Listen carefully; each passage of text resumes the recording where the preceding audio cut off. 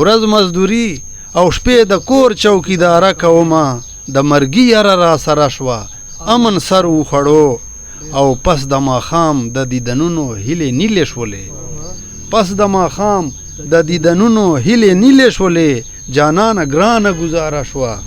امن سر وخړو د مروتو ادبي چینل ډیره مننه او خاص کر د فرمان علي انګار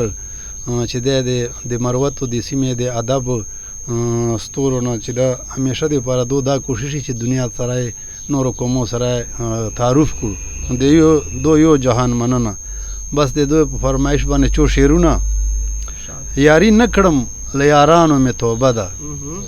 یاری نه کړم له یارانو مې توبه ده د لستوڼي له مارانو مې توبه ده یاری نه کړم له یارانو مې توبه ده د لستوڼي له مارانو مې توبه ده او تا برحقه خدایي منم خاونده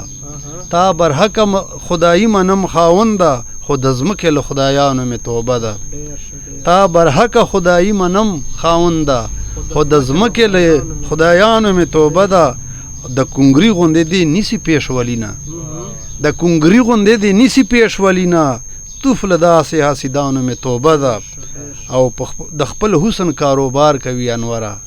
د خپل حسن کاروبار کوي انوره د دې دور له خوبانو مې توبه ده د دې دور له خوبانو مې توبه ده ادا نور چو شعرونه دا حالات حاضره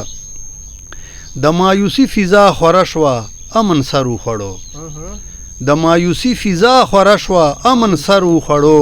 په وطن ویړه سره لمبه شوه امن سر وخړو د مایوسی فضا خوره شوه امن سر وخړو په وطن ویړه سره لمبه شوه امن سر وخړو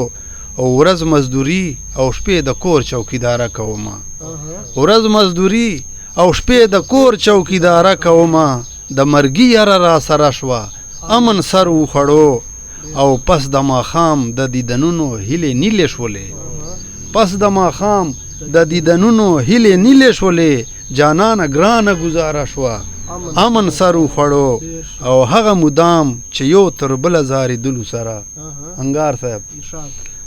هغه مدام چې یو تر بله زارېدلو سره له کلي جوړه دیره شوه امن سر وخړو او جوړ دی نفسي ماحول لکه د حشر په څیر جوړ دی نفسي ماحول لکه د حشر په څیر پور له نفرت سینه شوه امن سر وخړو او د وخت شاعر په خوله قدغن ټپه قتل شوله د وخت شاعر په خوله قدغن ټپه قتل شوله هر مصره یې لولپه شوه امن سر وخړو انوره ته هم ابس می خلاص بیم ژغوي انوره ته هم ابس می خلاص بیم غغوي لاړه بدله زمانه شوه امن سر وخړو لاړه بدله زمانه شوه امن سر وخړو